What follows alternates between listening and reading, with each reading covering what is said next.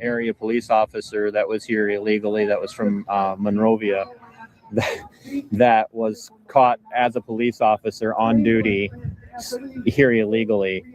I personally was getting a kick out of watching that play out because the one side of the argument didn't know how to respond. Well, but he's a cop. Right. I don't know. He's obviously not hurting anybody. He's here to serve our community. Right. So, yeah, he's here to help. I asked a very cheeky. I get not wanting criminals. No one wants criminals or cartel leaders or members in this country, and it's not about that. That's a totally separate issue. Tonight. Right. That's enraging. What's your response to the Chicago area police officer that was here illegally? That was. We are going for liftoff in T-30. Stand by for further instructions, Minnesota Black Robe Regiment. Secondary guidance systems engaged. Minnesota Black Robe Regiment, it will be on my mark.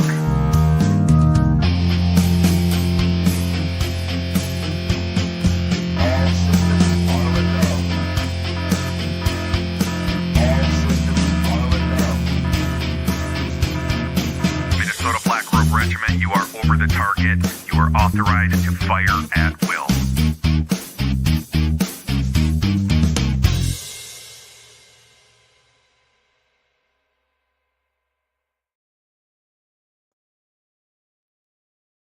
Well, there we go. Hey, Happy New Year. This is a pure it's something. I was not expecting to have an episode of season 5 of Libertarian Lowdown, which of course is a series on the channel. I do so much other stuff, but I wasn't expecting to have one on New Year's Day, but I had the great privilege of sitting down on Monday night with the guys from Til Midnight. And it was a privilege for me. I don't know how it went for them. So, but I had a blast with them, even with their resident scholar, their intellectual professor that they pick on. So, but I had a blast with them, and I got to meet Adam, who's going to be joining us here in just a minute. And he is a former NYPD cop, and he's also a comedian. So I told him I was going to put him on the spot and make him do a tight 5 somewhere in the middle of the show. And because it's always easy to be funny on the spot.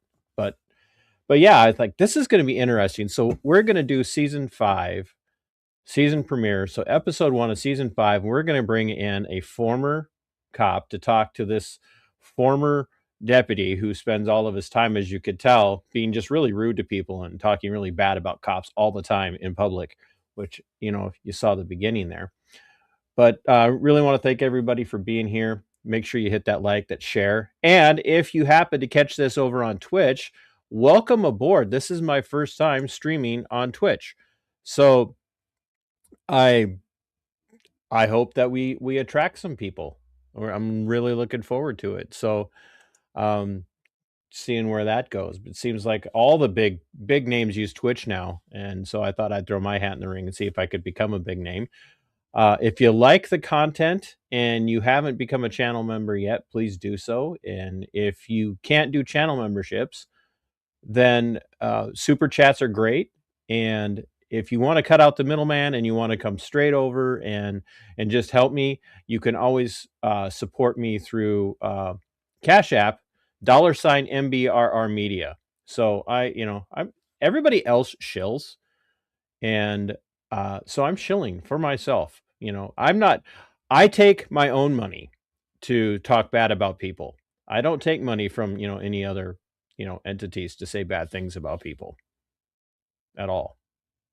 So if you want to give me money to say bad things about myself, feel free. Probably won't do it. I'll just take your money and run.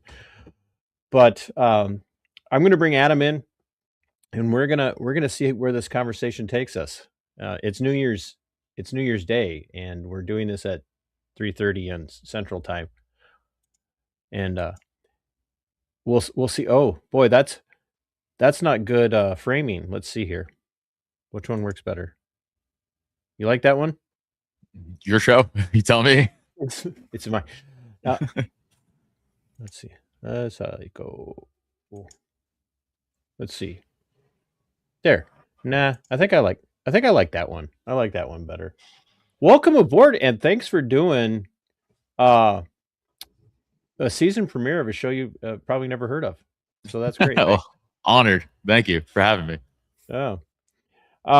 So Adam, you were, I mean, before we get into the nitty-gritty of who you were, or not who you were, but what you did for how many years, tell us a little bit about yourself and how you ended up getting, hooked up with the guys from 5 Till Midnight. And so let's give a shout out to that show, because that was a blast, by the way. Yeah, I love my show. It's fun as fuck. Yeah, we make fun of Sam, who's illegitimate scholar, who some of you might know or follow on X. But it's me, Sam, who's an illegitimate scholar, Kyle Matovic, Luke, and Typo from the Biting the Bullet podcast, and we go live every Monday night at 8 p.m. Eastern. And we just kind of talk shit, say crazy things. What's going on mostly to each other. Mostly to each other. Yeah. We just have a good time. Nothing too serious. We'll talk about like serious topics, but we're always just ripping on it or making fun of things or whatever. And we're all, similar minded. So it's fun. We have on some fun guests that we're friends with in real life or, just on the internet. And they come on and join us. It's a good time. It's definitely a good show. So you guys should check that out. 5 Till Midnight, everywhere you could find podcasts and YouTube and stuff. Yeah, YouTube and stuff. So no, it was a blast. I really appreciated you guys having me. Thanks, man. That was fun. I wasn't expecting Kyle to be the straight man. Yeah, he kind of has to take control of the show, or we'll just fucking go off. I was not expecting that. I figured, the rocker would be the one. Nope, Kyle's the most professional out of everybody on that show. And there we have it, folks. The lead guitarist for A Common Crown is the most professional person on the entire. Yeah. A guitarist. Yep.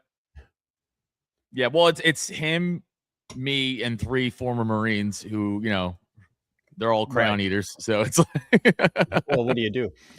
Someone has to do it.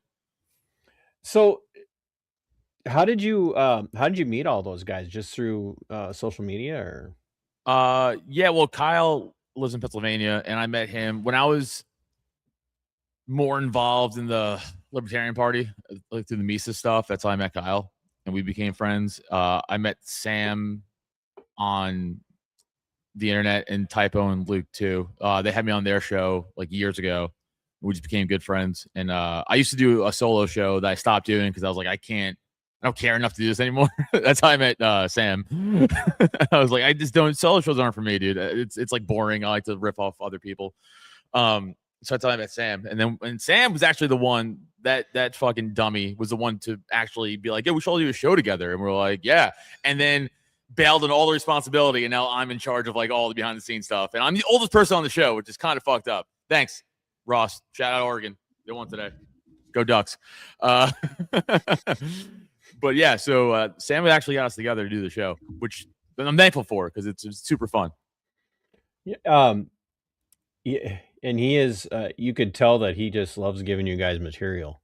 So yeah, his whole role on the show is kind of being a dumb cunt, and we just kind of take that and run with it as we should. So yeah. No, yeah. I do that. I don't know why I do that, and I don't do it in like in real life, but boy, this life I sure seem to do it more than I care to. But your profile on X caught me because I saw former NYPD officer, and I'm like, well, interesting. And this guy clearly comes from a libertarian perspective, and I obviously come from a libertarian perspective. Like my entire brand is pretty much for not everything on the channel. I do some cooking streams from time to time, which people seem to enjoy. Yeah, fancy. Home chefing it. But my entire brand is kind of built on government accountability. I started the show calling out stuff during the great pandemic of 2020, Mm-hmm. which wasn't the pandemic everybody made it out to be. It was something. The real Yeah. pandemic was government overreach. For If sure. if I have to be pushed to comment, but I won't. I'll save that for another show. But I'm like, well, this ought to be fun to sit down and talk to Adam about his views on law enforcement post pandemic and post career. But one, how old are you? Two, how did you get into law enforcement? How long were you in it? And what on earth made you decide to leave?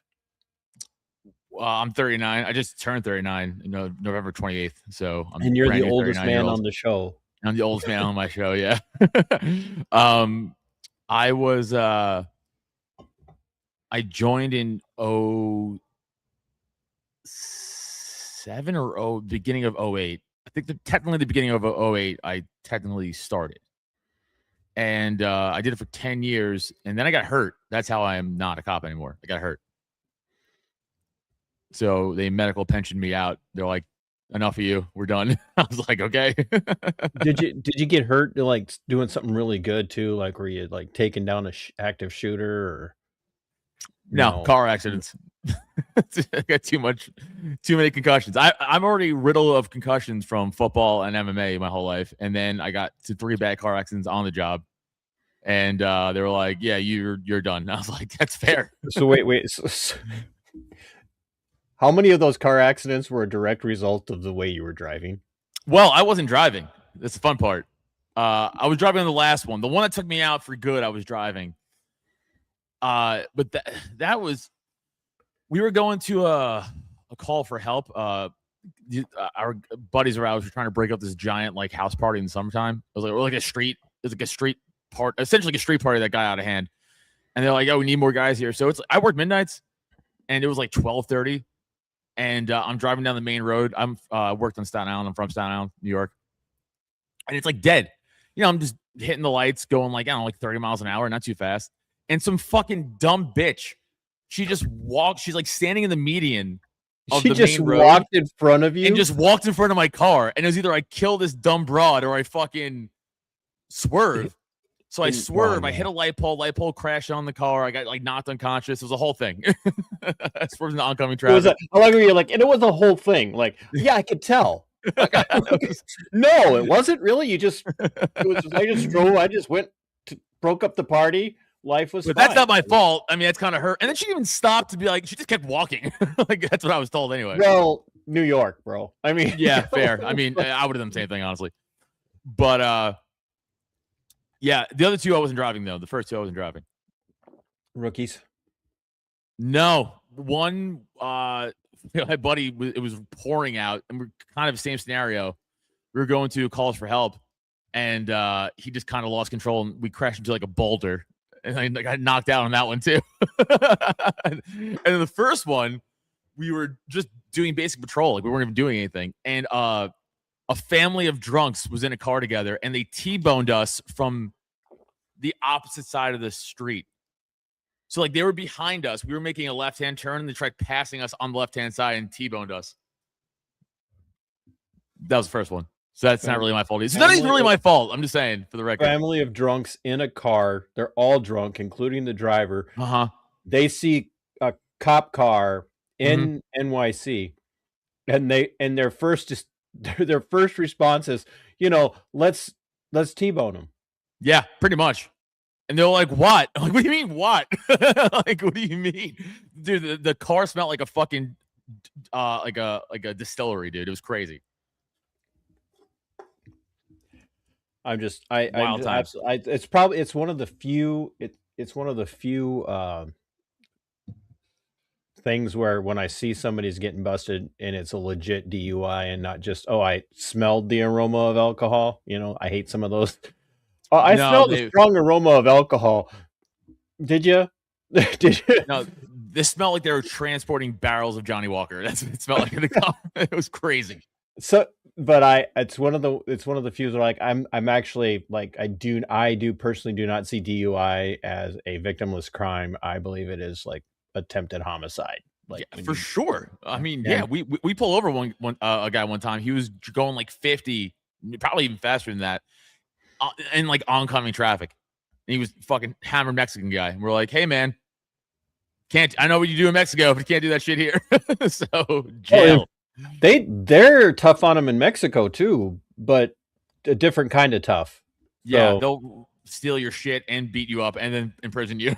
yeah, and then make you like have people bring you food in Mexican prison. That's like Yeah. people are like, I don't want, so hard being locked up in the US. I'm like, oh yeah, we're gonna take you to Guadalajara.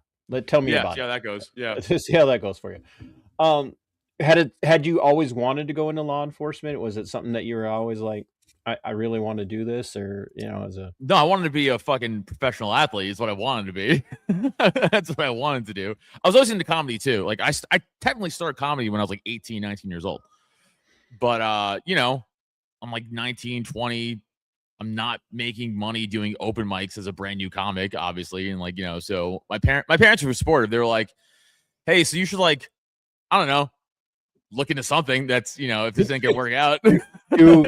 Please get off the couch. Yeah, pretty much. Well, I was still playing football then. I was playing college, and then after that, so I got a partial scholarship to Oregon. I couldn't go because my parents couldn't afford to pay the rest of the scholarship. So I got a few other offers. I wound up going to New Haven. I played for them for a little bit. Is that left Connecticut? Connecticut, yeah. Yep.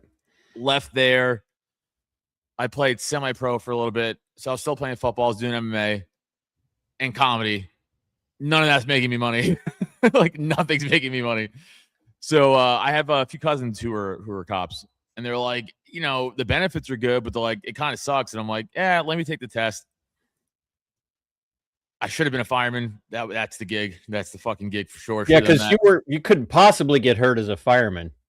But they don't do shit. They don't do fucking spoken like shit. A guy who spent at least 10 years as a cop. Yeah, that's so totally true. They don't it's do so shit. Funny. I think that who Matt Thornton is, Detective Matt Thornton. No. He's got a huge YouTube following. I think you'd like him. He does a lot of police accountability stuff, and he's still an active cop. Oh, that's wild. He calls out bad cops all the time, and I've had him on the show a couple of times. He's become a good friend.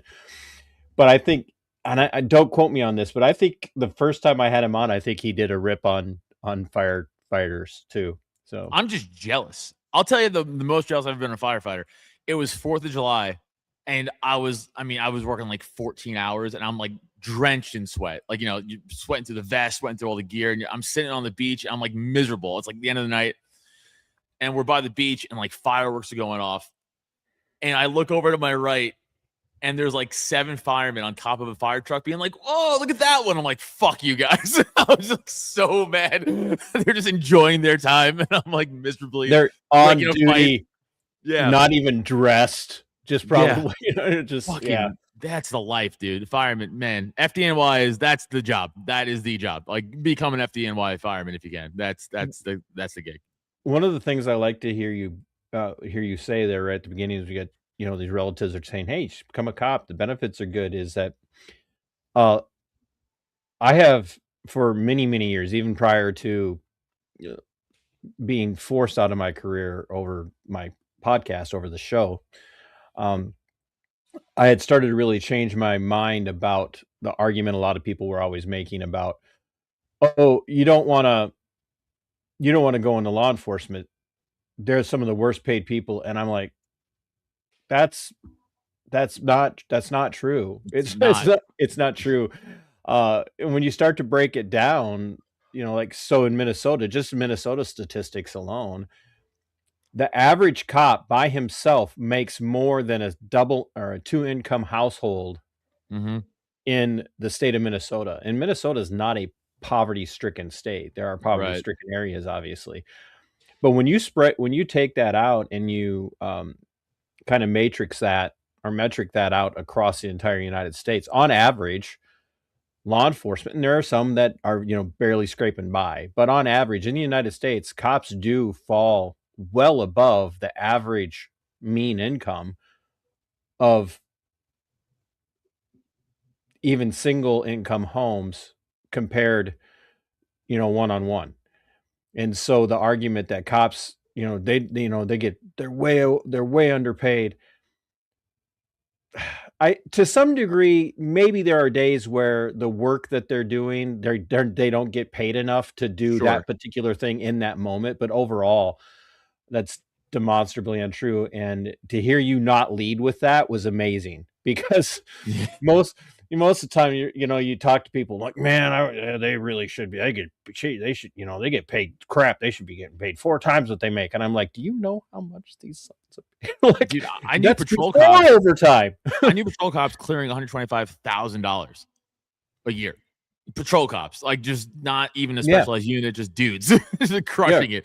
Dude, during Hurricane Sandy, I made so much fucking money in overtime. It was crazy. Right. And dude, I'm not going to begrudge anybody their capitalistic nature. I'm Miesian, I'm Austrian. I'm like, yeah, go out. If you can earn the money, do it. But please don't come out there and pitch it that, oh, we're so overworked. Now, to be fair, I was 21 when I first got on. They paid us $25,100 a year of the starting salary, and that in New York City. You know what? They gave us $100 on top of 20, because it was technically not poverty. Right. So if they paid us $25,000, that's poverty. But the $100 extra wasn't. Now I was 21 years old living at home. I was like, this is so much money. But like, there were guys in the academy with me who like, with 30, 32 with a family. I'm like, how the fuck can you live in New York City with $25,100 a month? It's crazy. But then contracts, raises, all that shit. But like, so that was technically a very low salary for New York City. Yeah, but now it's like not that anymore. It has been that for years. It's and it has changed a lot. And even it's like I did almost 13 years, and we had numerous contract negotiations in there. And that's one of the places I tell people all the time is like, I'm actually having benefited from having an attorney because of the association I was part of that helped me in my negotiation with leaving the career. And so there are some places where I'm like, no, I don't. Police unions aren't all bad. There are some negatives about the fact that they'll take money from anybody in politics. But they do serve a good purpose for law enforcement, especially if you happen to find that one guy who is, he's willing to be a whistleblower when he does see something that shouldn't be happening. And the union will tend to, whether they like it or not, will stick up for him. And part of that has been also seeing a massive increase in salary or hourly rate, however you want to say it, salary across the U.S. for the vast majority of law enforcement. So, so you're in this for, I'm sure that'd be a completely different episode of a different series, but I know you got some interesting and funny stories, and maybe we'll do that sometime where we'll have you come on and tell some of your scary stories and interesting and funny stuff. But did you go into it with kind of, eyes wide open into law enforcement, thinking, hey, this is a job full of nothing but heroes and everything we do is great? Or did you kind of, or did you go back? Were you back the blue going into it, and then kind of developed a jaded nature as you went through? Where do you find yourself now with the nature of policing in the U.S.?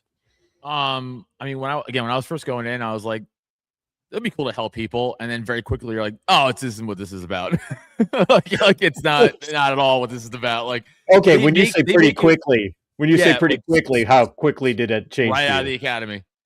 Right out of the academy, I was like, oh, got it. Oh, that's what this is. That's got it. Okay, it's about just numbers, and they don't give a fuck about like. And I say they, I mean like the brass. I'm not talking about the average cop, right? Like the people, like the superiors and stuff, and the higher ups, the chiefs, and they don't give a fuck. They just want numbers. That's all they care. I can only speak on New York, right? I don't know anywhere else in the country. I'm just saying that my NYPD experience was that. It was very much like, well, how many summons did you bring this month? How many? And there's no quota, wink, wink, but if you don't bring in this certain amount of activity, we'll fuck with your life. Can't fire you, but we'll fuck with your life. And it's like, got it. All right, duly noted. You know, so like, I got jaded pretty quickly, honestly. And it's probably a broader question, but how much do you think that very jaded perspective, or even the kind of the corrupt attitude and mindset of leadership, how much do you think that impacts the overall attitude of? Well, I mean, NYPD is the largest police force in the world. No, In the not world, in the world. yeah. In the is it in the, It's the definitely in world. the country, but That's in the the world. world.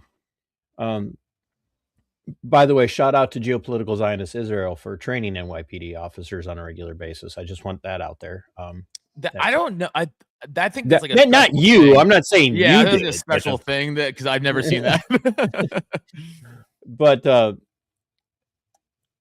how much do you think that it's all about us mentality of leadership in an organization like NYPD? How much does that bleed down into the lower supervisors and then down into the rank and file, where even the guys who are like, I really do want to help people, just get to the point where it doesn't even do me any good to speak out because it's just going to cost me my career anyway, or it's going to get me, fragged in the military terminology.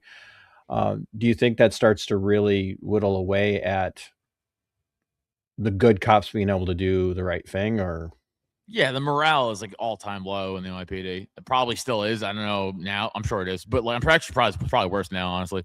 But yeah, the morale was shit because, like, again, like if you try to do the right thing, well, someone might not like that, and now they're fucking with your life. Again, like, you're not gonna get fired, right? Because like union and all that shit. But like, I worked midnights and I lived on Staten Island and I worked on Staten Island. If people don't know anything about like New York City, getting outside of Staten Island is a fucking nightmare. Like get across a bridge, it's traffic. It's like it sucks. So what they would do is like midnight, you make more money, like the night differential pay and all that shit. So first it'd be like, oh, you know what? You're going to day tours now. And it's like, oh, if I have a family, it's like whatever, that kind of fucks things up. Or you're going to 4 or 12s. Like, oh, that really fucks things up if you have a family, right? It's the middle of the fucking day. And then if you keep not doing what they want you to do, it's like, all right, well, now you're getting transferred to fucking Brooklyn. Oh, you still, and then now you're going to the Bronx. It's like, dude, you got to leave your house at like 4 a.m. to get to the Bronx by fucking 8. You know what I'm saying? It's like, that's what they'll do. And it's like, that's not worth it to me.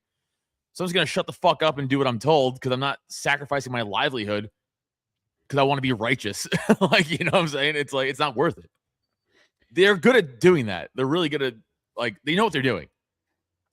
Do you think that beats down even the good cops where they're just like, yes, I consider myself one of those good cops. And I was like, dude, fuck this. I ain't doing that. Like, I'm not ruining my life over bullshit.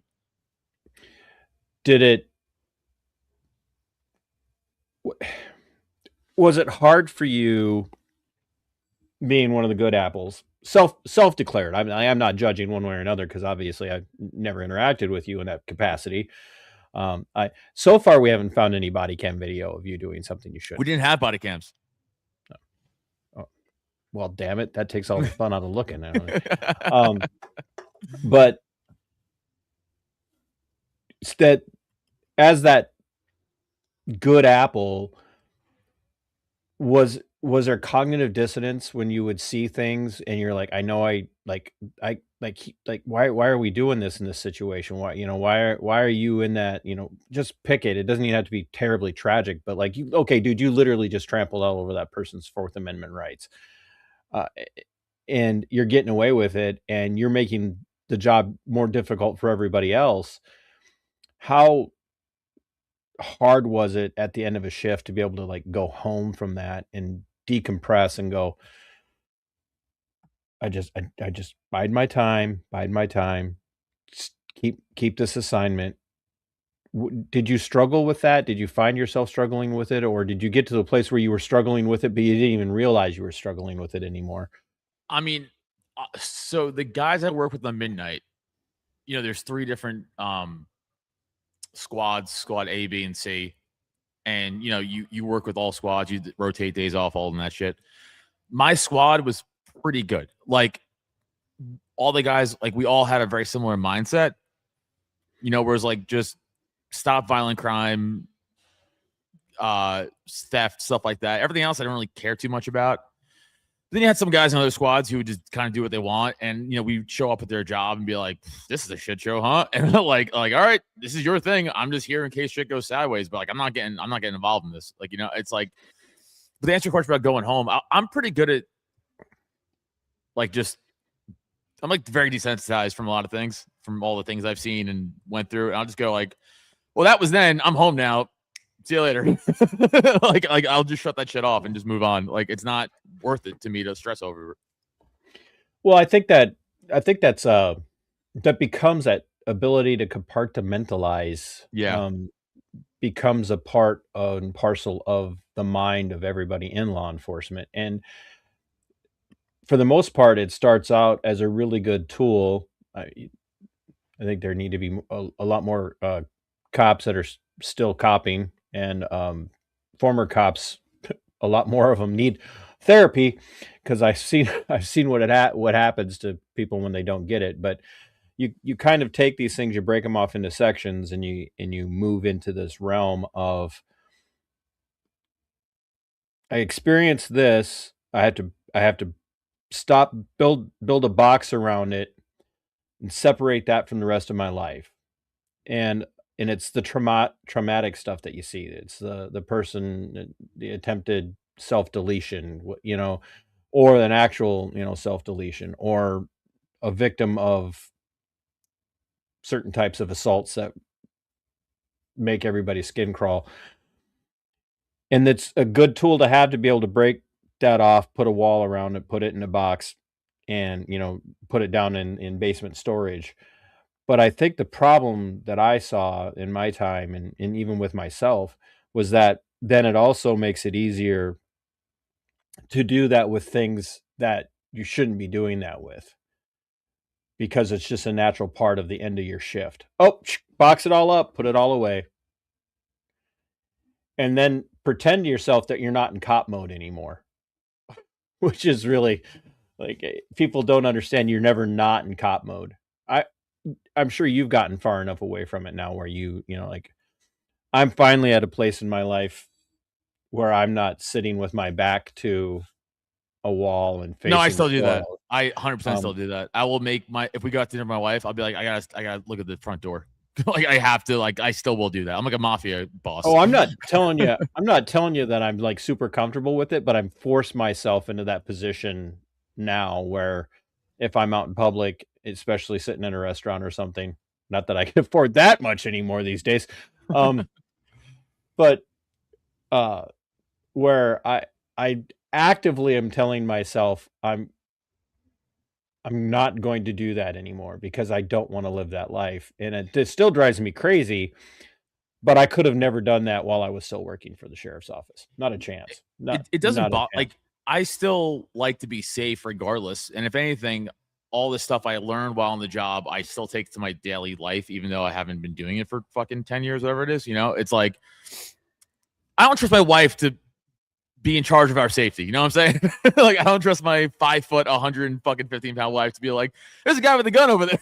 Like, I don't trust. So, like, I have to protect her myself. I have to still be on all the time with that shit, which I don't mind. Like, I it's fine. But like, I want everybody else to take care of me now, honestly. No, I am a very much like, I want to be in the driver's seat. I'm like, no, yeah, we're gonna die. Let's just let them die. Nope, I'm the opposite. I gotta be like, no. I'm in charge here.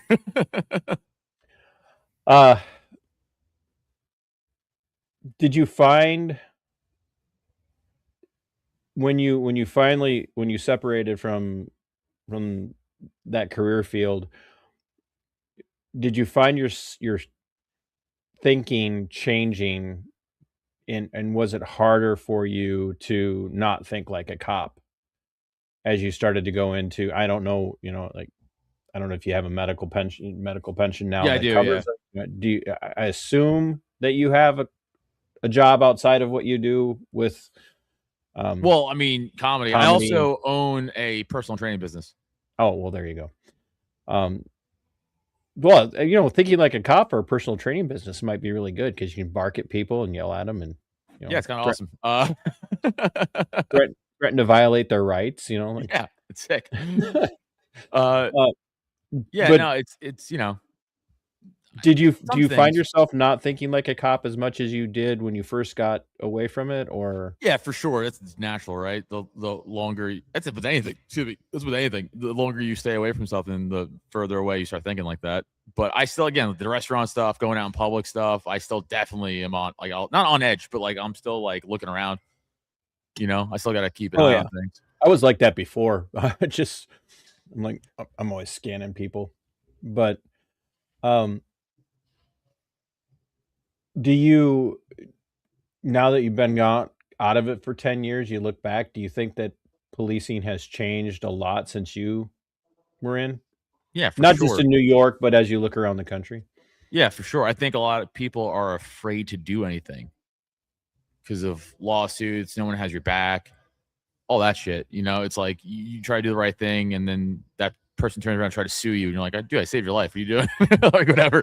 Or like again, like people are just in your face with fucking cameras, being like, "You beat that guy up." I'm like, "You just try to stab me." So like, shit like that. Did It's hard, I think, to do it. did did you watch well, somebody just brought up something about the pandemic, and I'm gonna springboard off of that. Other than that, I don't know what they're talking about. The pandemic, like, literally the entire point of my show was about not believing the pandemic, but anyway, uh, when you using that as a springboard, when you watch and that was one of the things that really got to me, because I was still in that line of work. I'm watching law enforcement across the United States, deputies, you know, city cops, state police, state patrol. I'm watching all of these people who swore the same oath that you and Mhm. I took. We're all about going out because the boss told them, hey, the city said everybody's staying home. The state said everybody's staying home. Um, or we're shutting down places because they're not making people mask up. And I kept telling everybody, look, the reason that this is even possible for governors and mayors to do is because they've got people with badges and guns that Yep. will go out there and enforce that and be like, no, no, no, no, they won't. And I'm like, they did. Mhm. They literally did. Like they like uh, uh, arresting paddleboarders Yeah. on the ocean by themselves for being on a closed beach that was only closed because of the pandemic. Yeah. That That that shit was pissed me cops. off. That was Yeah. cops, bro. Not Yeah. you. I'm not saying you. Like, I was out, but yeah, like that shit pissed me off. Like, what? Like, it's like you said. I'm like, well, you're just violating the Constitution because some politician who is lying about. I don't want to get your fucking demonetized. Lying about the thing, told him to do so. And again, it starts at the politicians who are all corrupt and they're lying, and then just like I said before, right? Well, they tell the police chief, and he's like, "Well, I don't want to lose my position, so I'm going to tell the fucking captain. The captain's going to tell the lieutenant. It goes downhill, right?" So like these guys believe it, but that's the thing. If you go, "I'm not going to do that," they go, "Oh, you're not going to do that? Cool. Well, now I'm fucking with your life." Now, again, I'm not saying that's right that they did it. I'm just saying, like, I am pissed at those cops. Like, I know NYPD, during the pandemic, they didn't enforce anything. They made the sheriff's department enforce things in New York. so NYPD's command structure said we're not enforcing lockdowns. We're not I enforcing. believe so. Or they just kind of stay out of it. I know the city made the Interesting. sheriff's department do it for the most part. I'm sure there's like an instance or two otherwise, but like I know for a fact that the sheriff's department was the ones that, like, closing down business and stuff. It wasn't the NYPD. Um, do you think that they're? Do you think that? I don't. I want to really want to phrase this. Um, do you believe, having watched a lot of this stuff, as we've gotten even further away from 2020, that a lot of the people that are coming into law enforcement now have been raised in that compliance mentality where they believe everything they're told by the government.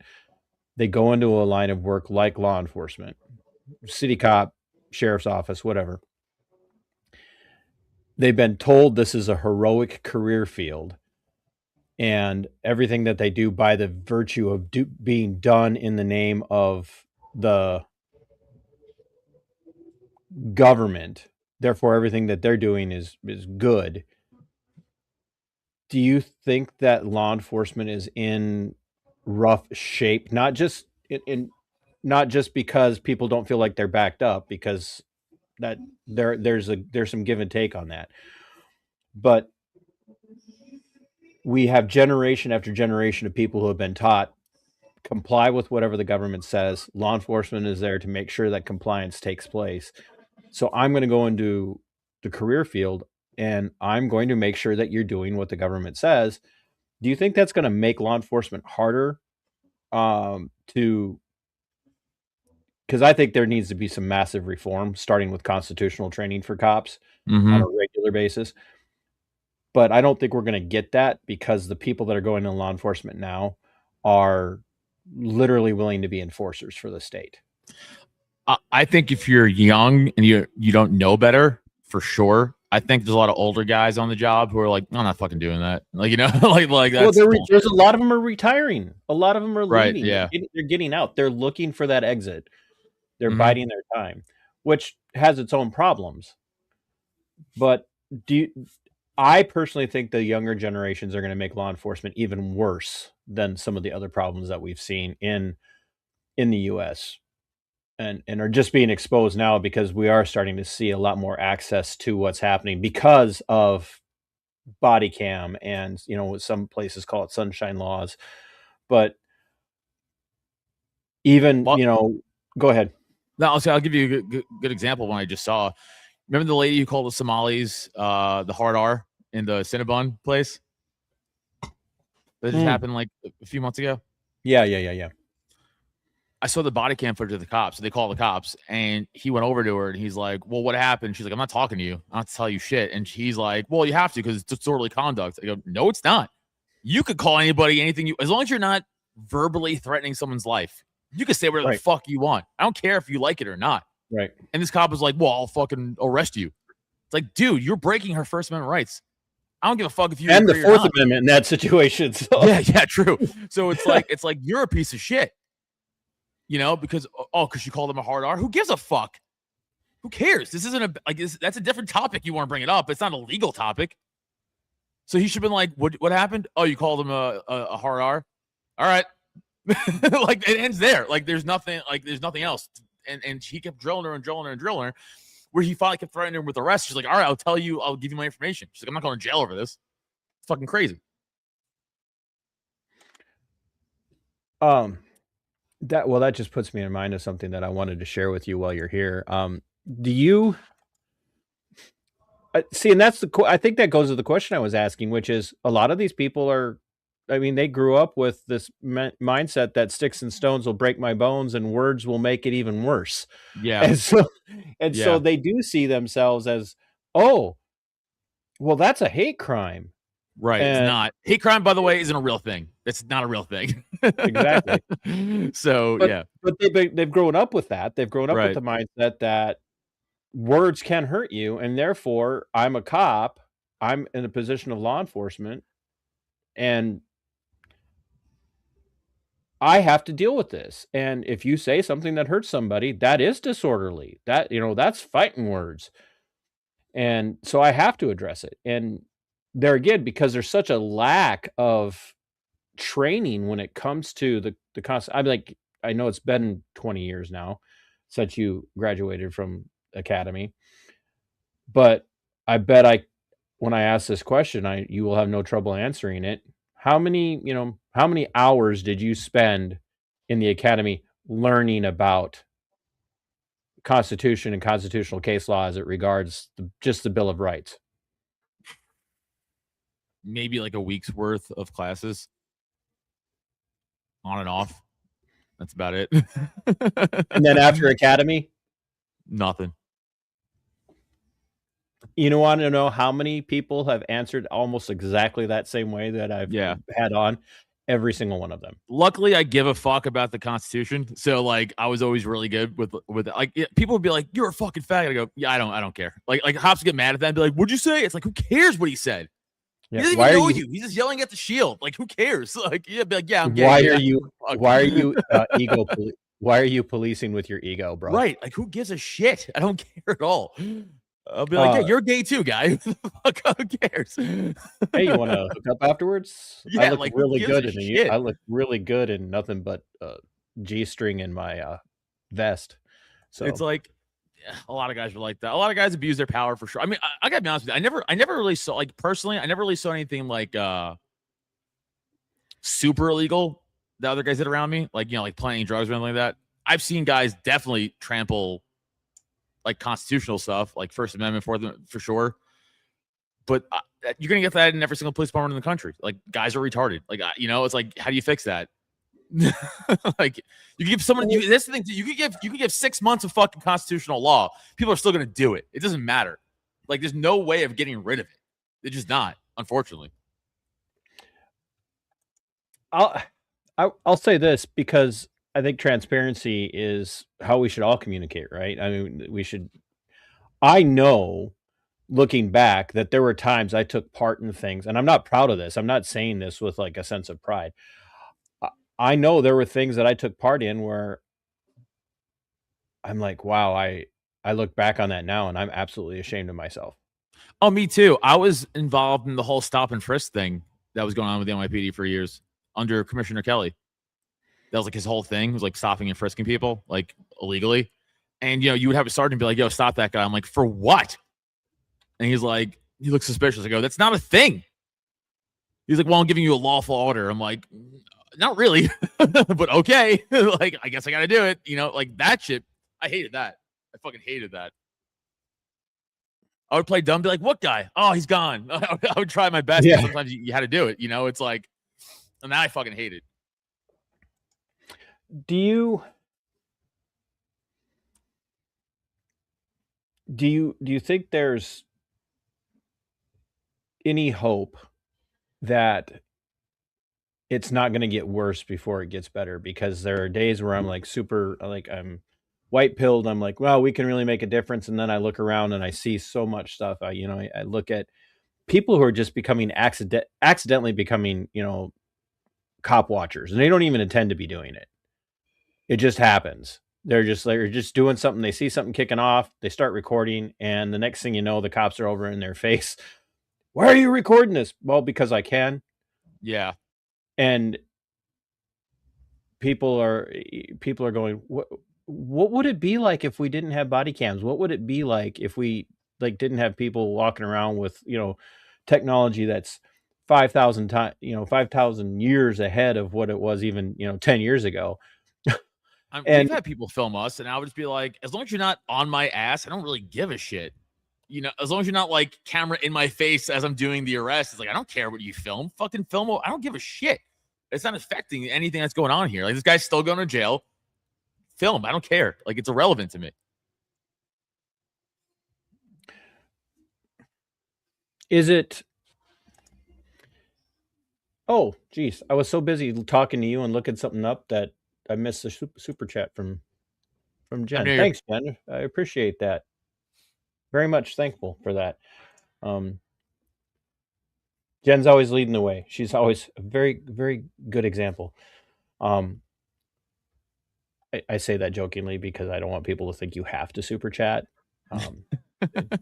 We will be sending people around to collect afterwards, though. So yeah, I'll do it. I'll enforce it.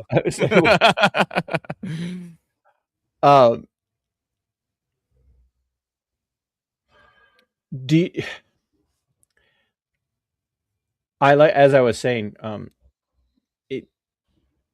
I have those moments where I'm like, yeah, everything's gonna get better, and I look around and I watch all this. I'm just like, it's not gonna get better, because even with body cams and all that, nobody seems to really care. And one of the reasons why I feel that way is because a lot of times the bad cop knows, like, unless he's like literally he or she is literally caught like deleting somebody intentionally that they had no business doing, the agency is going to circle around them and protect them.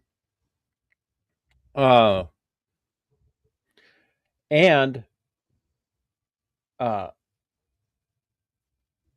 qualified immunity for a lot of these guys protects them from ever paying any of the consequences of violating somebody's rights, because they're within the accepted practices and policies of their agency. And so they were just doing what they were trained to do.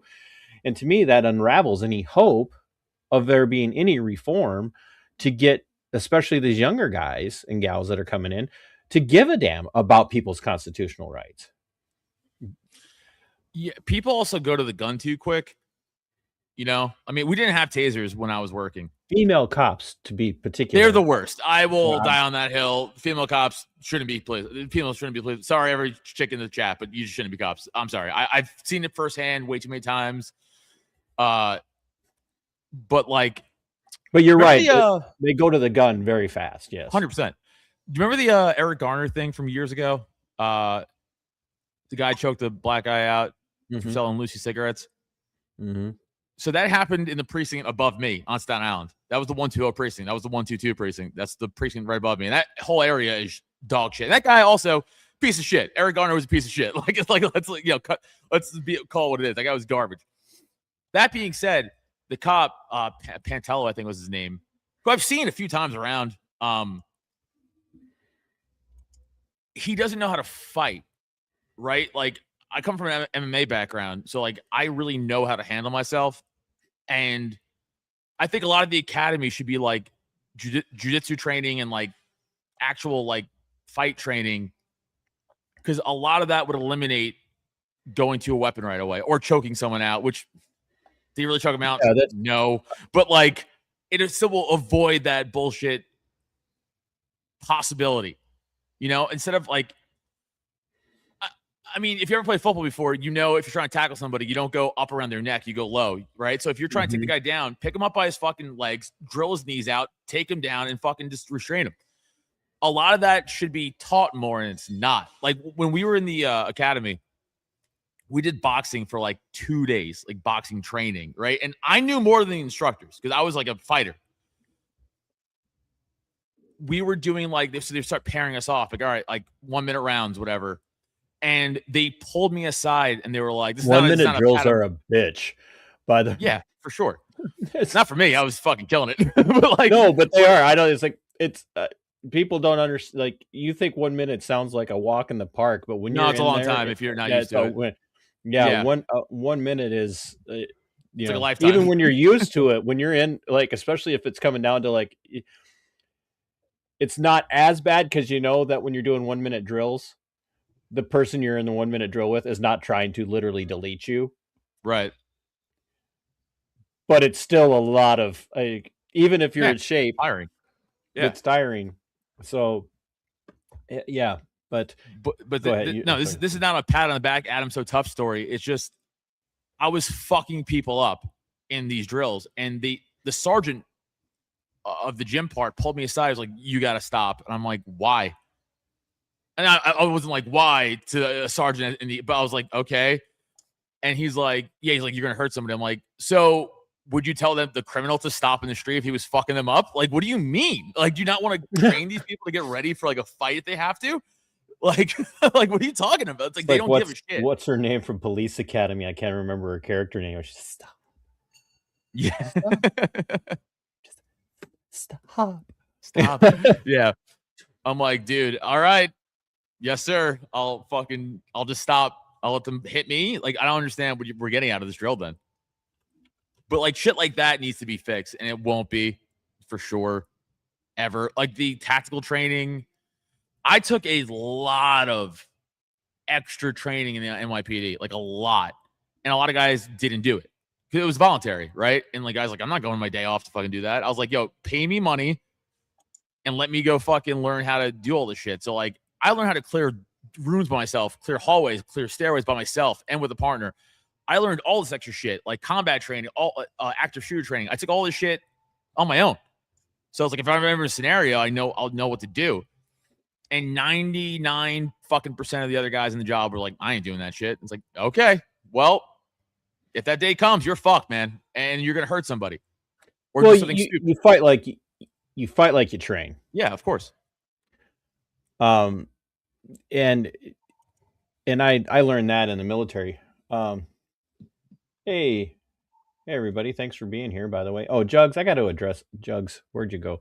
Jugs says, I'll send you a super chat if I can drop down to level 1 on your channel. Jugs, you are not required to stay where you're at. If you are tight in your budget, you do not stay where you're at on my channel memberships. And if your budget's tight and you can't do channel memberships, you get out of my channel memberships and go pay your bills and buy food. Do you understand me? But you can go to the 5 Til Midnight Patreon and give us $5 a month. If any of my channel members abandon me to go to 5 Till Midnight, I will personally file complaints against 5 Till Midnight to get them down. I will pull some magical. I wanted to show you, since I've got you here. I hope you're enjoying the conversation. I love this shit. I wanted to show you. So a few years ago, I went to it was a Minnesota's Democrat Party is referred to as the DFL, Democrat Farmer Laborers Union, and it's just some Democrats in Minnesota. And sounds awful. In more ways, but they were having an event, a town hall, and they were trying to keep all of the non-Democrats out of it. And that sounds like a Democrat Party for sure. Yeah. Opposing speech, get it out. No. And I'm walking around inside. And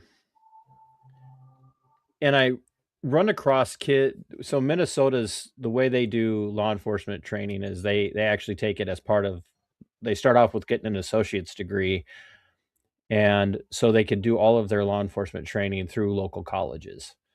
And so Rochester, Minnesota has a university system here, and so I'm walking through this university center where they're having this town hall, and I run into some students and I stop to talk to them. And I'm not even gonna set this up other than to say this is why law enforcement is in trouble today, in my perspective. And I want to hear, like I said, I'm not setting it up. I want you to hear how this goes.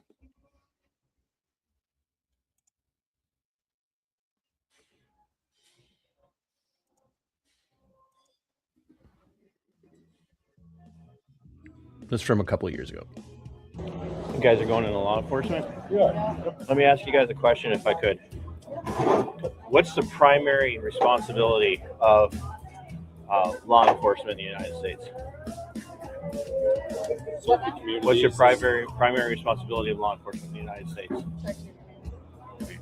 What's the number one thing that needs to be?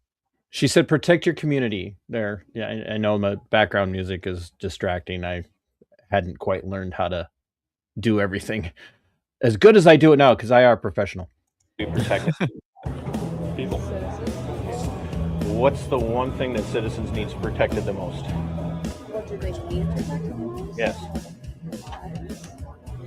How about their liberties? Okay. Where are those liberties delineated? Where are our liberties delineated? How about the Constitution? And the Bill of Rights, right? So when you take that oath, when you get that first job, you take that oath. Do you know what you're swearing your oath to? Uphold the Constitution. Uphold the Constitution, that's right. So if you are asked to enforce a law or enforce a policy that violates the Constitution, what's your duty in that respect? Stop holding the Constitution. So if you're told to remove somebody from public property who's exercising their First Amendment, would you do it? They're exercising their First Amendment right. Well, they're exercising the First Amendment, so they can't really be hurting anyone, right? So what she says there, when I ask that question, is as long as they're not hurting anyone, keep that in mind when you go forward, and do yourselves a favor. Have a good day, sir. Memorize the Bill of Rights, especially the First and Second Amendment. Yep. She So said she it. said they were hurting people by being in a public space. Would you enforce? Basically, I asked the question: would you enforce, removing somebody who is just practicing the First Amendment? And she said, as long as they're not hurting anybody. And I said, well, it's just words. And she says, well, yeah, but There's no but. right. There shouldn't be a but to that. And now he did a relatively good job. He recognized, we swear an oath to the Constitution. But this is why I say I believe that this younger generation, especially with no offense to the females in the audience, and most of the females in the audience that you watch me, they have kind of the same perspective as I do.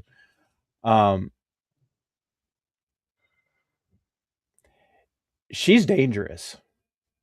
She is absolutely dangerous because she proved she'll do what she's told to do. If they're like, no, that person's exercising the First Amendment right to protest and redress their grievances, right to assembly. But we need them out of here because we don't like what they're saying. She'll go do it.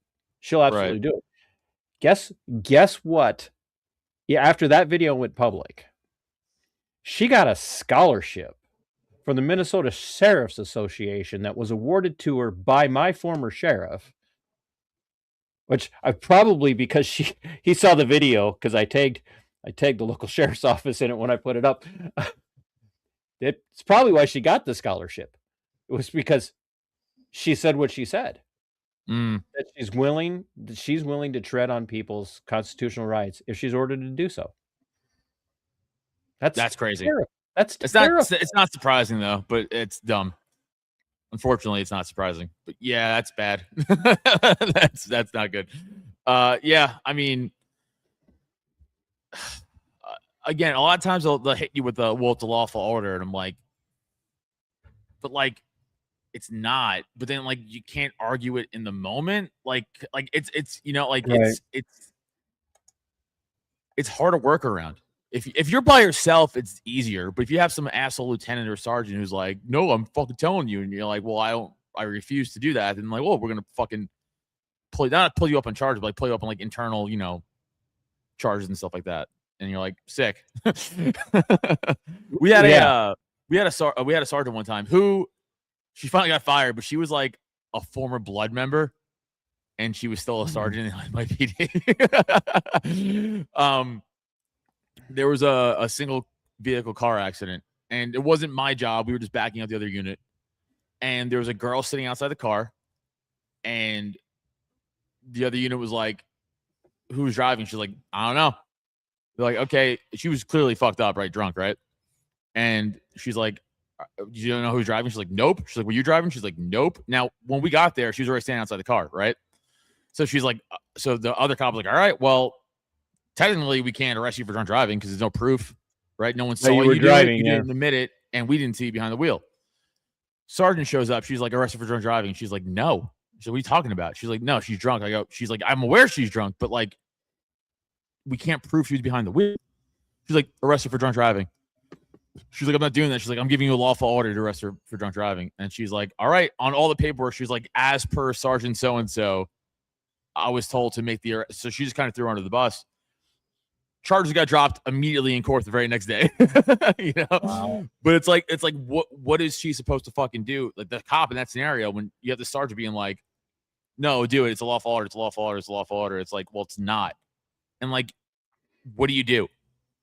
It's easy to sideline it and be like, well, just don't do it. It's like, yeah, you can say that. No shit. But like, it's not how that works. It's like, I don't know how to fix that. Because that sergeant didn't get in trouble from that, by the way. She got in trouble because she wound up like fucking some other chick's wife and then shooting at their car, and then she finally got arrested. But like, it wasn't from like anything that had to do with her being a bad police officer. Well, I might posit that she got to the point where she felt it was okay to fuck around with somebody else's spouse and then shoot up their house because she'd gotten away with so many other things. Like, yeah, I'm just gonna get away with it. to address this, I don't mean like criminal charges, but they'll Right. like, That's it's like internal like policy. Like they'll fuck with you. they Like, will they'll- eventually, if you don't bend or break, yeah. they will find ways to charge you sure. with crimes. I haven't told this part of my story in a really long time, and I, you probably know somebody. Okay, I gotta ask because you keep doing it. What kind of manly man flavor are you vaping today, bro? The same one on Monday, Georgia Peach. Good God. I also was drinking a Peach Ghost. They're really good. I like peach, bro. Like there needs to be like a man specific, like, what is it? Shoe leather. Are we hating on fucking peach now? I'm sorry, I can't enjoy peach flavored. Peach is amazing. What are you, fucking gay? I'm not the one smoking the peach. Peaches peaches are good, Jen says. That was when they came after me, put me out on paid or not paid. They put me under internal investigation for 60 days and kept me on duty over my podcast. Oh, Jugs, that's very kind of you. Thank you. Jugs is doing that now to show me that he was joking earlier. So thank you, take Jugs. that $5 over to Til Midnight Patreon. Give us a month. We'll give you 4 episodes a month. You guys do need to subscribe to 5 Till Midnight. Stay away from their Patreon. No, he says no. Oh, thank you very much, Jugs. But yeah, so they pay because of my podcast content. They put me out on this paid administrative or put me under internal investigation for 60 days. 60 days because of my podcast. Hire a high-powered attorney out of the Twin Cities to investigate me for that time. So you're talking $250 to $350 an hour for this law firm that specializes in going after public employees. So how many ever hours a day she ends up billing for over that 60? So let's say it's only 5 hours a day that she spent on my case, or her staff spent on my case. So whatever that was, so that's 300 hours for 60 days, right? Yeah, that's 300 hours for 60 days at $250 some an hour, whatever the case might be. Have to sit through this bogus interview where my attorney says, I never talked during. He goes, I never talked during these, so I'll let you have to do all the answering. Put me under Garrity, and I know you know what Garrity is. I got put under Garrity. They concluded the investigation after the interview, called me in for a termination hearing after they put me out on paid administrative leave 3 days after they concluded the investigation, called me in for an interview, put me under Garrity again, or for the termination interview, put me under Garrity again, and then proceeded to say, we have enough to charge you criminally. Criminally for what? Exactly. And I am a big fan of the philosopher, the philosopher character from Atlas Shrugged, and I'm such a big fan that his name is slipping my mind right now, but I adopted one of his lines anytime somebody says something asinine, and it's check your premise. And I reject your premise.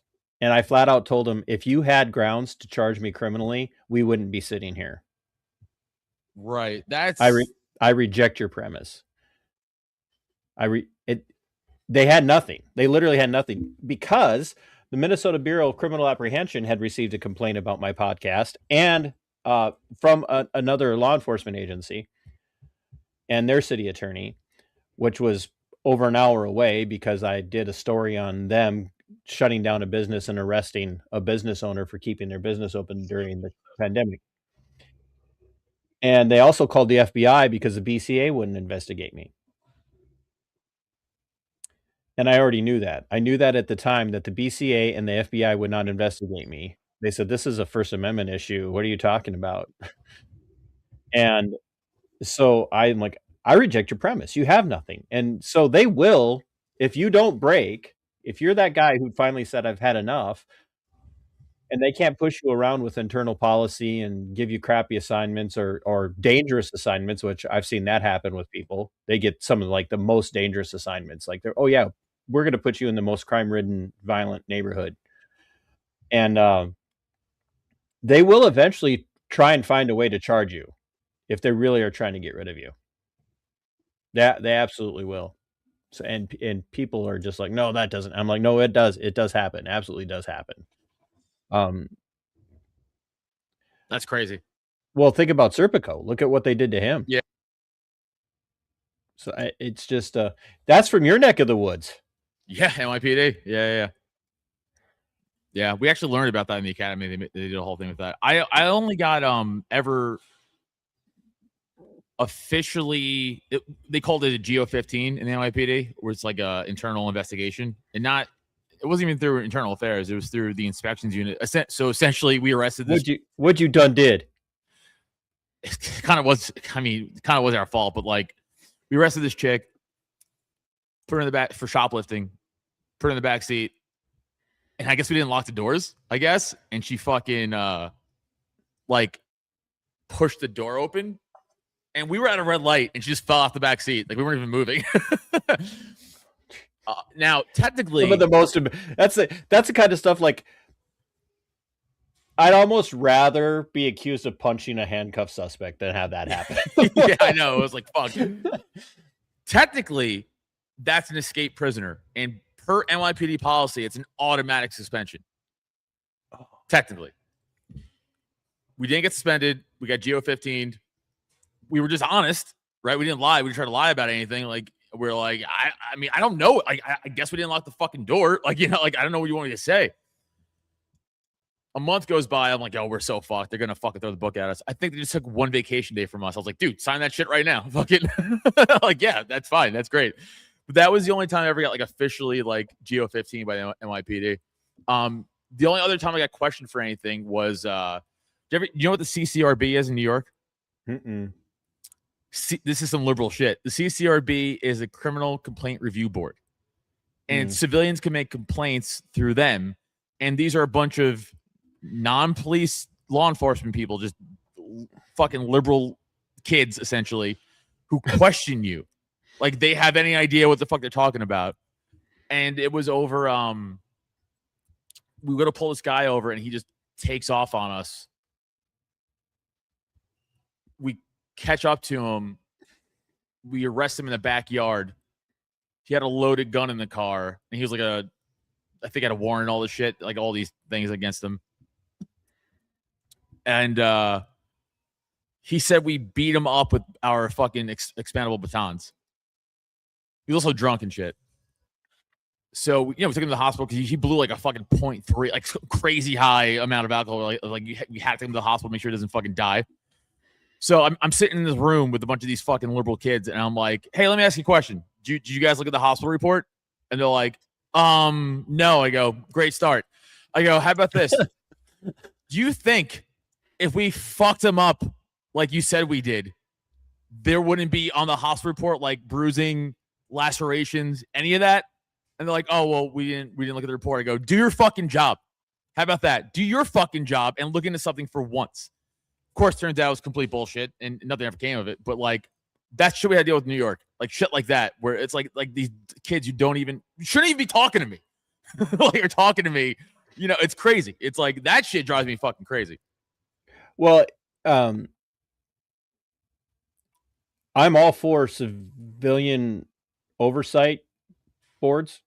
Absolutely 100% for them, as long as they're made up of the right mix of people. But they're not. That's the problem. They never are. They never are. They're always made up of the people who have the most amount of time, free time to go sit on those things. Who, you know, it'd be great if you could have somebody like me sit on one, and then you'd have just like a rabid back to blue person at all times. You know, like no matter what, I'm just gonna always. But you can't. It's always the dumbest, most low IQ people in the room. Yes, it was like 21 to 23-year-old like liberal law students. And I'm like, you guys are retarded.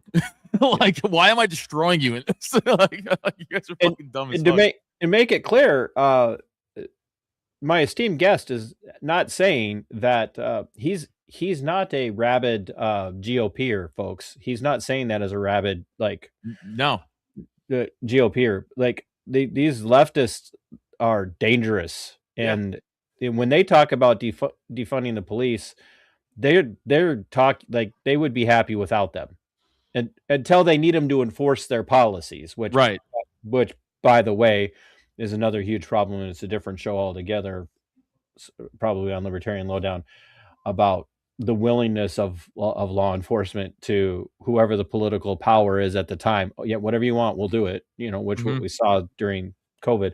Right. We've talked a little bit, not a little bit. We've talked a lot about your experiences and kind of some of our perspectives, about what it looks like going forward. Are you seeing what I'm starting to see around the country, which is even, the traditional conservative GOP types are actually really starting to ask a lot of hard questions about what's going on with law enforcement, and yeah, for sure, starting to kind of back away from some of their blind loyalty? Yeah, definitely, which I think is a good thing, again. But there's also a lot of guys who don't do anything wrong, and they're getting the fourth degree from everybody, and you're like, well, he didn't do anything wrong. It's both ways. It's like, that's what I tell everybody. Like, law enforcement is like how many doctors do you know suck and have killed people by accident? You know what I'm saying? It's like every profession has fucking retards and assholes in it. Law enforcement is not different. Sorry. Like, you're going to have jerk-offs in that. You're going to have dummies in it. You're going to have people who don't give a fuck, who abuse their power. It's like anything else. It's like, it is what it is. Again, you can't get rid of it. It's never going to go away. Doesn't matter if you have a master's degree or not. It does not matter. That means also nothing. But like, it is what it is. You're going to have jerk-offs. You're going to have people fuck up. I don't know what to say. There's no way to fix that. Do you think, and because this is how I look at it, you're right. Yeah, doctors screw up and kill people. Do you think that the reason some people are they kind of sit back and scratch their heads on that one and go, yeah, is that like any government employee, any public servant, whether it's a cop or a teacher or a social worker, I told you the other day I'm covering this medical kidnapping situation, which is literally just a complete abusive situation.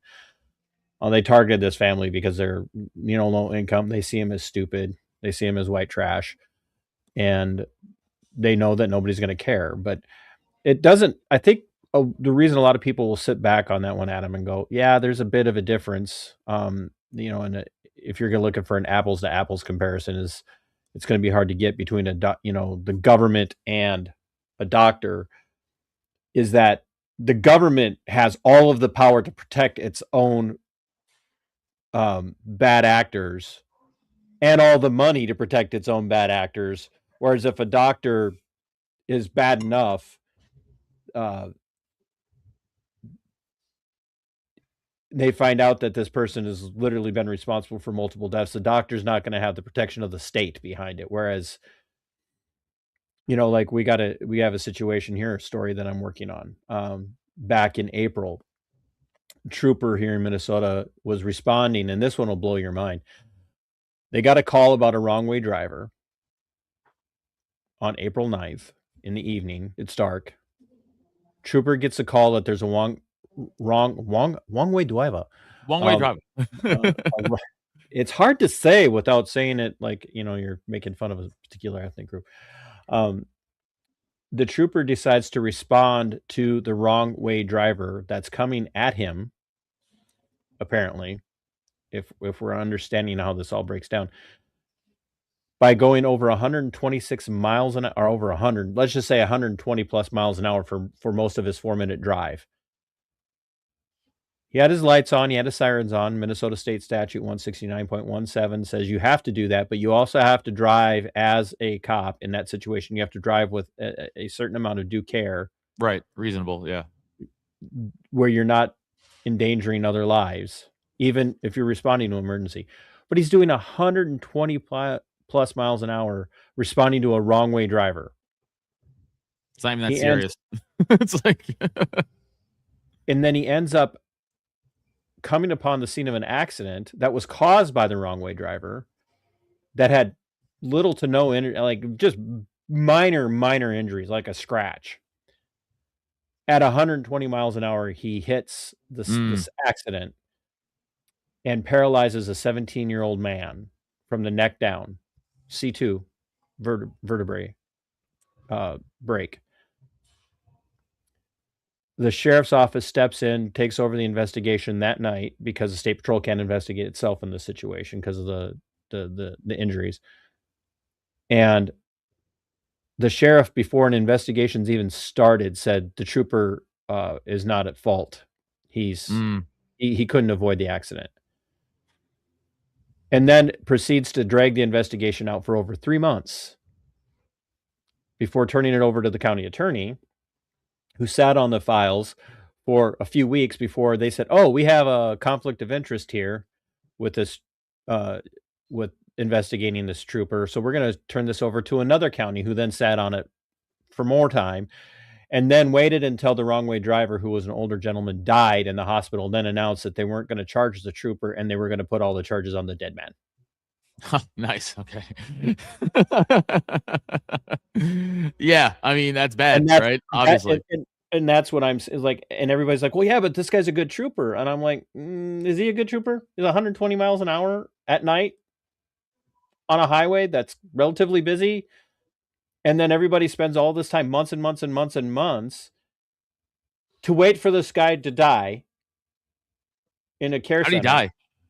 He's old, and I think the accident was enough. Okay. And the stress of the accident was enough. I haven't been able to talk to his family, obviously, but I just think it was enough that he had this hanging over his head, that he knew what had happened, that I think it just got to him. And I think between his whatever it was he had going on that got him in the care center and the stress, I think it killed him.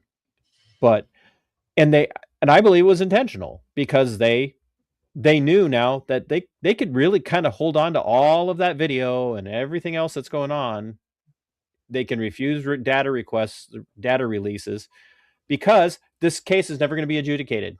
The perpetrator that caused the original accident, they said if it hadn't been for him causing the original accident, there wouldn't have been another accident for the trooper to get involved, or there would not have been the opportunity for the trooper to get in an accident. And I'm like, no, the trooper was that was a criminal speed. Yeah. That's criminal. So I think that happens way more with smaller towns and police departments. And like in the NYPD, they would throw you under the bus. They don't give a fuck. You're a pawn, because there's so many of them, right? Like it's different. Like I've seen guys get fucked for something that isn't really their fault, and they would get fucked over it. So it's like, I think with smaller police departments, you see that way more than you would with like bigger police departments, for sure. Again, I bring that up. Talk about my experience. I bring that up all the time. Is everybody likes to point to big agencies and say, "Oh, they're all corrupt because they're just so big and they're out of hand." And there's corruption. I mean, everybody knows there are dirty police squads in big cities, but I think corruption is different in every type of environment, and I think there is a lot more nepotism in watching out for one another in smaller communities. Now, Minnesota State Patrol is a completely different beast. It's clearly not as big as NYPD, but I mean they're just, and that accident back in April was preceded by an accident on May 18th of 2024, where another trooper just in my area was looking for a speeder they had observed earlier, was doing 80 on a surface street. No lights, no sirens, and a car didn't see him, and they turned, and the trooper T-boned the car and ended up killing an 18-year-old girl just weeks away from her graduation. And come to find out that this guy had been disciplined. I broke the story on that. I released it 24 hours before regular, mainstream media did, that this guy had at least 4 other incidents where he had been written up for how he was speeding and recklessly driving on a regular basis, and he still had his job because they just kept giving him the little slap in the hand and saying, "Hey, stop that, or you're going to hurt somebody." And so there are definitely. Oh, and by the way, his direct supervisor was a female, and she's now the commanding colonel of the Minnesota State Patrol. So I'll give you an inverse of a story like that. Talk about the NYPD and how they don't give a shit, right? Two guys I work with, really good guys. They got a call for like it was an anonymous caller, and they're like, "Hey, someone needs help at this address." I'm like, all right. They go to the house, they knock on the door, no answer. They're like looking around the property, no answer, right? They're like, "Hey, can you call back the number?" They're like, refuse to answer the phone. Okay. They leave. Same person calls back. "Hey, someone needs help over here." Okay. They go back, knock on the door. They don't hear anything. They don't see anything, right? They're like, Can you get in touch with the callers to meet us so we can like get better info on this?" "No, caller refuses to be identified or talk to you." Okay. Third time, same call. "Hey, someone needs help." They go back. They're like, "We can't see anything. We don't hear anybody calling for help. We don't see anything out of sorts. Like, what do you want us to do? We can't do. There's nothing to be seen." Turns out, it was a drug deal gone bad. And in the backyard, they beat this guy to death with like bats, and he was like still alive, but then he wound up dying. They try to get them both super jammed up, saying they didn't do investigation and did due diligence. And I'm like, what do you want them to do? Start hopping in people's backyards when the caller wouldn't even say it was the backyard. They just said this address. Like, all right, so. Again, yeah, you're in a situation. They're damned if you do, damned if you don't. And right. That one, I will say, yeah, you have exigency there. Yeah, maybe jump the fence, but boy, then if somebody does file a complaint that you exactly, then NYPD is going to hang you out to dry. They're going to hang you out to dry, and I want people to understand. Adam's not. And I don't want to put words in your mouth, and I don't want to stretch this out too much longer for you because. You probably have somebody to go beat up at a class or something. But in the reality here, NYPD throwing these people under the bus has nothing to do with transparency and accountability at all. It's not. Correct. They're not doing that because, hey, we're all about accountability here and we don't want another Serpico situation.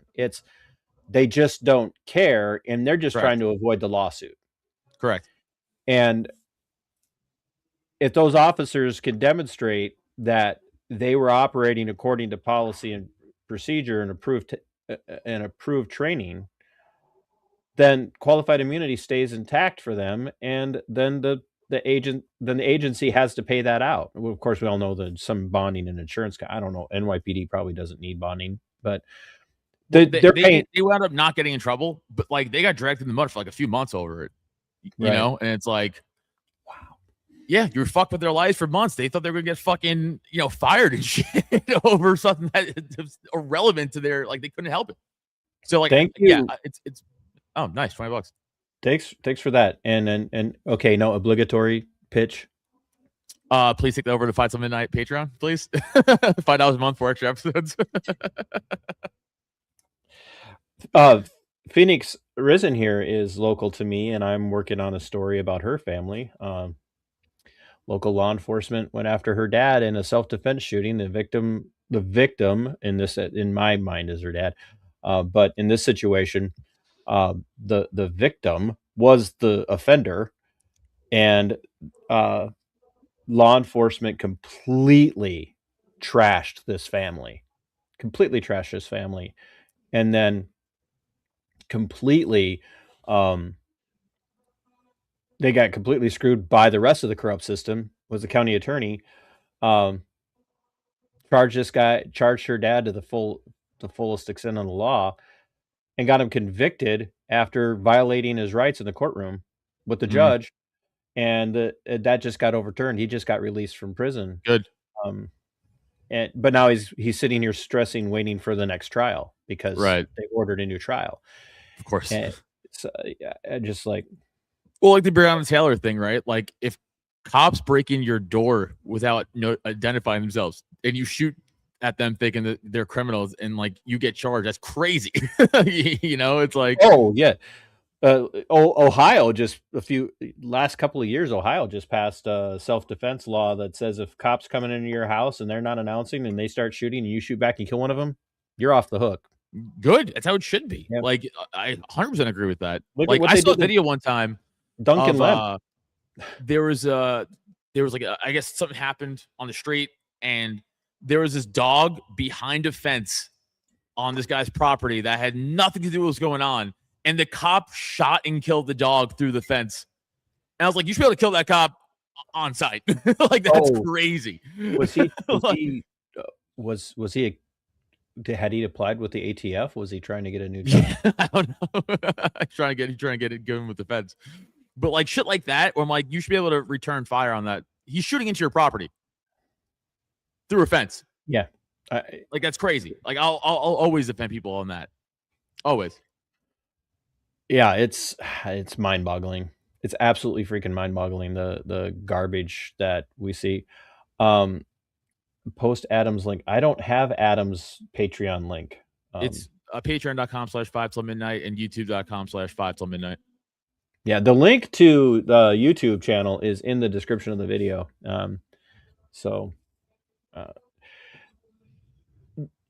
Are you glad you're out? Yes. Yes, for sure. If they cleared you medically, would you go back tomorrow? No. Done. Very done. Very done. So here's my rapid fires as I get ready to kick you out of here so that you and I can both get some dinner.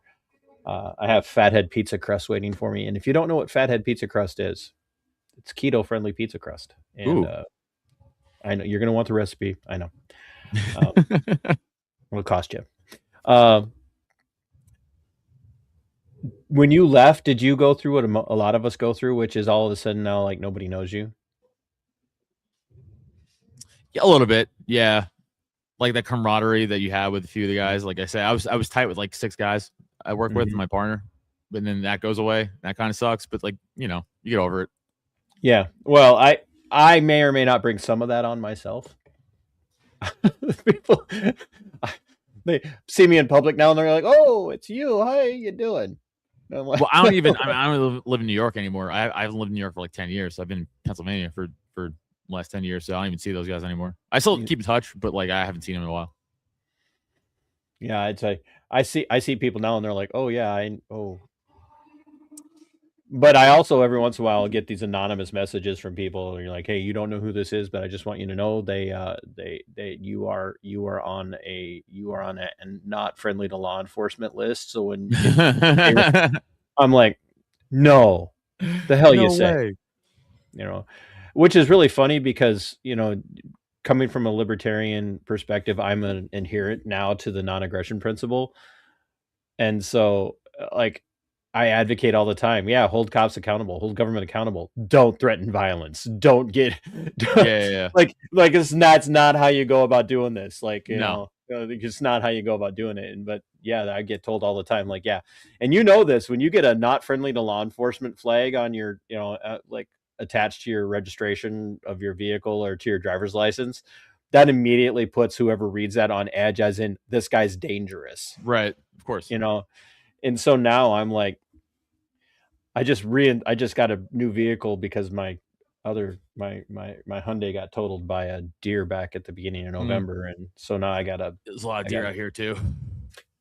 And I got a new SUV instead. I'm like, that's not new, but new to me. I've been without my dash cams, and like I finally said today, I'm like, I need to get I was like, you feel the same way about watching, like sitting in a restaurant with your back not to the door. I've been driving around without my dash cams this entire time going, I feel so naked. I feel so naked without my dash cams. But yeah, I've gone through that where people like all of a sudden just like they were cool with me, and then all of a sudden they're like, "Hey, let's get together for breakfast." And I'm like, "Great. Pick a day." And they're like, "Pick a day." "Oh, great. I'll see you there." Then that morning, "Oh, hey man, I'm not going to be able to make it." I'll get Yeah. back to you in a few days. Nothing. Yeah. Not really good. And I get it. I like my content by and large is heavy critical, and being seen with me might Yeah. No, might be it hard. makes sense. It's fair. What are you gonna do? Yeah, absolutely.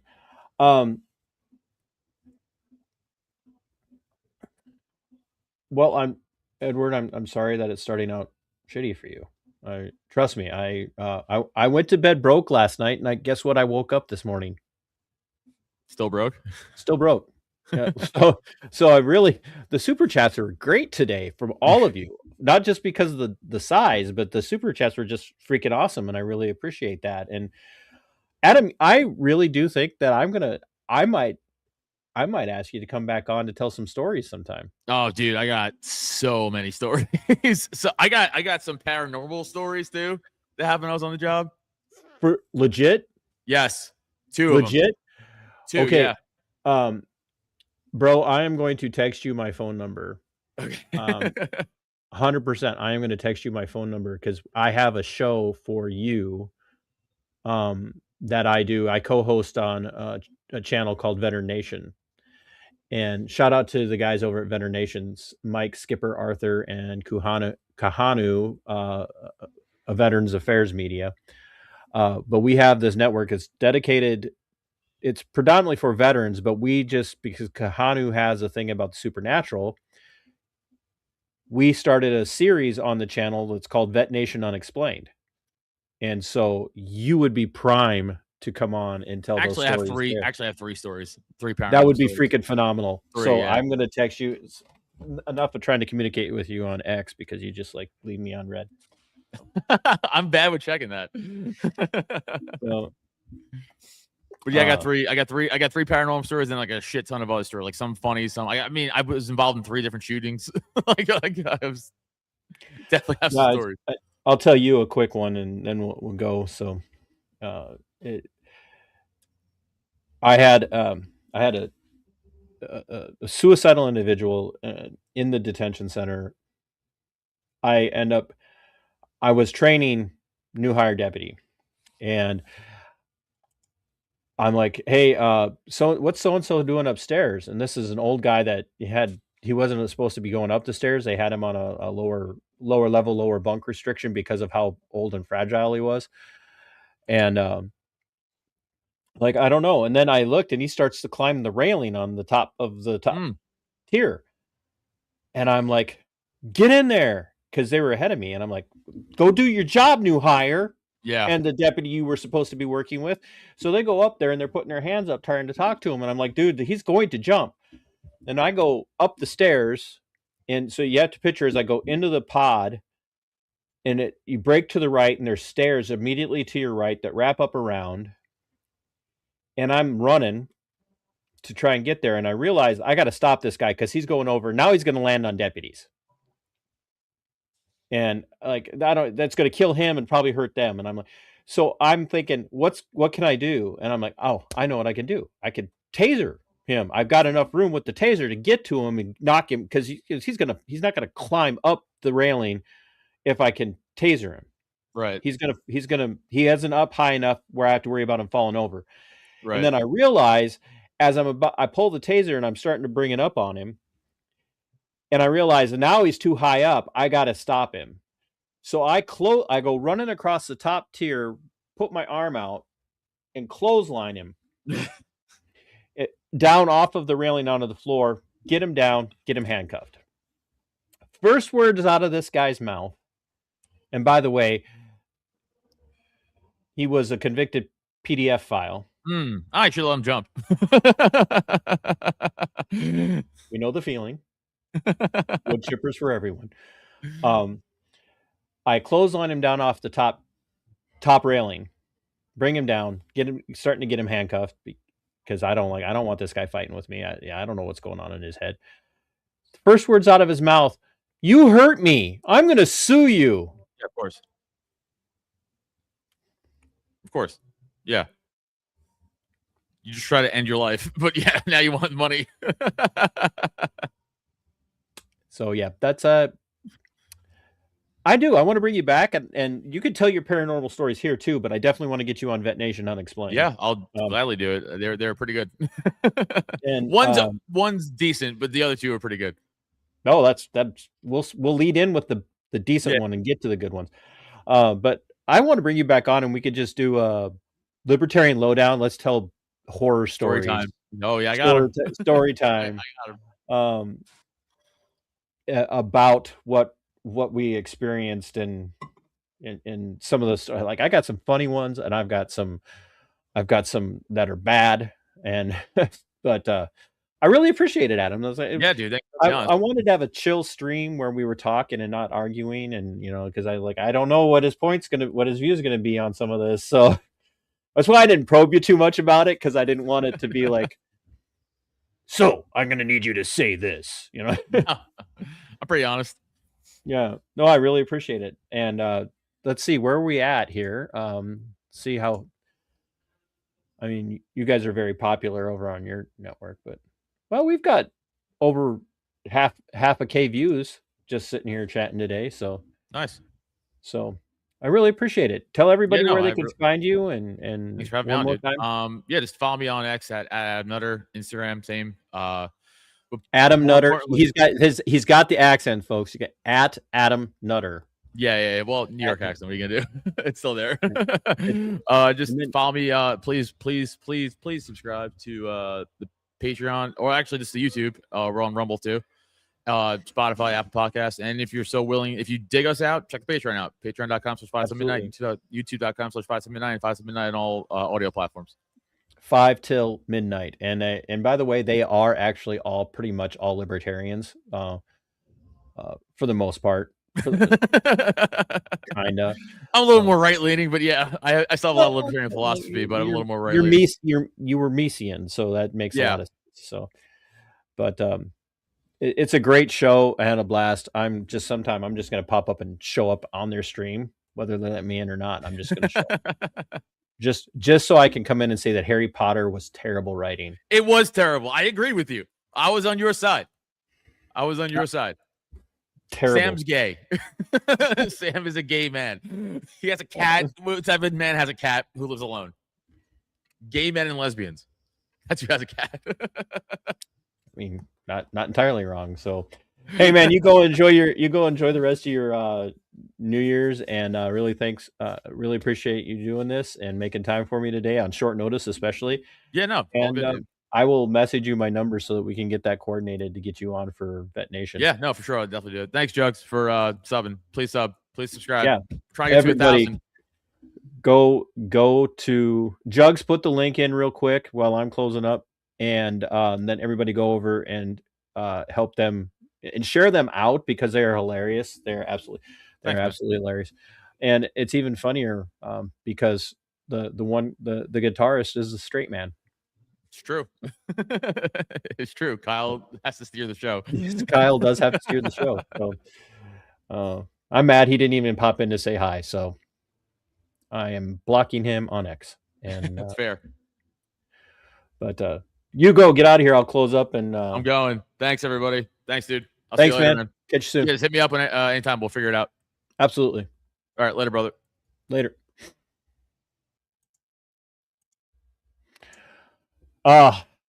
Adam Nutter from the 5 till midnight podcast, guys, go check them all out, and seriously, follow over there and leave a message on one of their videos, or show up for their stream on Monday night and say, hey, TC from mbrrmedia sent us, because they are a great group of guys. They're good thinkers, and even when they're picking on each other, they have some really deep conversation, by the way, and it actually does show they have some deep conversations. So good group of people over there. Really appreciate having connected with them, folks. I think that this season of Libertarian Lowdown is going to be a banger. I really do. I think it's going to be a banger season. And it was great to be able to start off with one like this, where it was just laid back. But we covered some important, topics, some important issues, and it was fun. And I really appreciate people showing up and watching. Like I said, we've had over over a half K of viewers just starting a stream at 3:30 in the evening, 3:30 in the afternoon. So, and I really appreciate everybody that showed up, the channel members, the subscribers, the people who are scrolling through. Like, is there hope to save law enforcement? There are days where I personally want to say, yeah, I really do hope there is, hope for reforming law enforcement. And there are other days where I'm pretty black-pilled on pretty much government in general, but especially law enforcement. And I don't know that we can save it the way it is now. We're on the brink of losing it completely. And if we lose the ability to reform law enforcement, the republic is done. It's just absolutely done. So thanks for tuning in. Thanks for making time to be here on New Year's Day. Hope you guys have a great start to 2026. I don't know where it went. I really don't. I thought it was bad when my kids grew up and were old enough to get out of the house, but the years they don't slow down. So very thankful for every single person that watches. Shout out to Natalie, my show. She's one of the show producers, and that she does so much research for me, and she just does a massive amount of work for the channel. And big shout out to Tav, who's also been huge for the show, and all of you channel members, especially just your commitment to be here every month. Super chats I'm super thankful for the super chats. You guys made January start out well, and was more than I was expecting. So I hope you guys are all blessed. And oh, by the way, if you haven't yet, check out my Substack. It's a different side of me. It's my literary thinking side, where I don't do nearly as much as I thought I was going to do there about law enforcement reform and accountability. I do a lot more essays about life and living. And if you go over there and you like what you read in my essays, you're definitely going to want to become a member there, because behind the paywall you will find my poetry and works of fiction. And so check out my Substack, and I will try to remember to link that for you guys to check out what I write. And if you follow me on Facebook, I link my Substack there as well when I publish new stuff. So I really appreciate you guys. Very thankful for everything that all of you do. I'm never going to stop fighting for justice. Never going to stop fighting for liberty and freedom. And I think you guys all know that.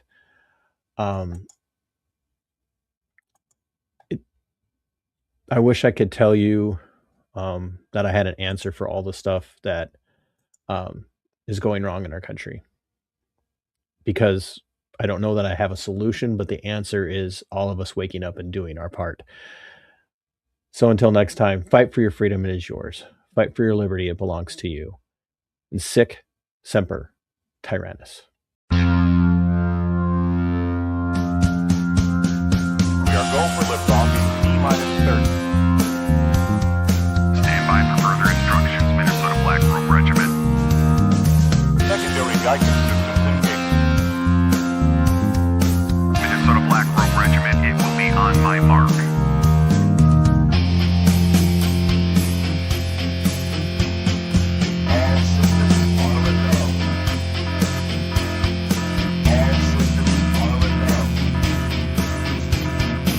Minnesota Black Room Regiment, you are over the target. You are authorized to fire at